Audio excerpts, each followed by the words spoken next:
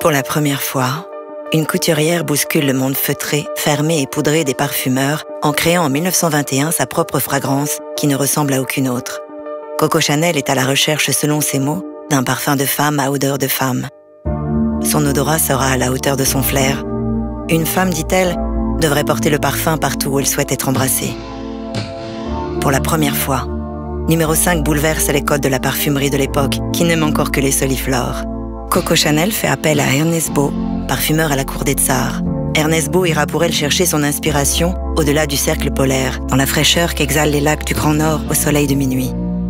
La couturière l'encourage et le pousse à plus d'audace, et plus de jasmin encore, parce que c'est l'essence la plus précieuse.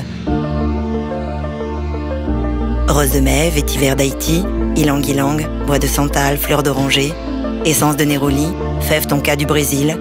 Il compose pour elle un bouquet de plus de 80 senteurs, un parfum abstrait et mystérieux, sans note dominante, mais d'une richesse florale étourdissante. Pour la première fois, numéro 5 révolutionne l'alchimie des senteurs par la magie des aldéhydes qu'utilise Ernest Beau, composante de synthèse qui exalte les parfums, comme le citron réveille la fraise. Les aldéhydes ont également le pouvoir de brouiller les pistes, mêler les fragrances pour rendre le jus numéro 5 plus mystérieux encore, tel une gomme effaçant les traits d'un dessin. Pour la première fois, numéro 5, un code, un numéro de matricule, démôle les appellations pompeuses et sirupeuses des parfums de l'époque. On raconte que Mademoiselle Chanel a choisi numéro 5 parce qu'elle préféra le 5e échantillon présenté par Ernest Beau. Selon d'autres exégèses, elle choisit le 5, son chiffre magique, la quintessence des alchimistes. Pour la première fois, un parfum est présenté dans un simple flacon de laboratoire. Pur, austère, aussi dépouillé qu'une fiole, numéro 5 dénote par son minimalisme avec les flacons alambiqués des années 20. Sa sobriété sera le gage de l'indémodable. Son bouchon taillé comme un diamant aurait été inspiré par la géométrie de la place Vendôme. Le flacon originel de 1921 s'adaptera de façon imperceptible à l'ère du temps. Numéro 5 est devenu une icône du XXe siècle. Il entre en 1959 au Musée d'Art moderne de New York et Andy Warhol lui consacre des sérigraphies. Pour la première fois, à la Libération, les GI se pressent devant la boutique Chanel de la rue Cambon.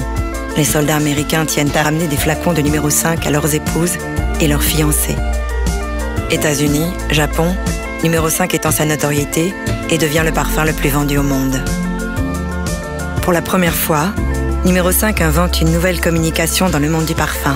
En 1937, Mademoiselle Chanel pose elle-même dans une suite du Ritz pour le Harper's Bazaar. Pour la première fois, un parfum apparaît dans un écran publicitaire en finale du Super Bowl. Le succès de Number 5 est immédiat et vertigineux. Pour la première fois, numéro 5 entre dans la légende lorsque Marilyn Monroe, au fait de sa gloire, répond en 1952 à un journaliste qui lui demande ce qu'elle porte pour dormir. Juste quelques gouttes de numéro 5.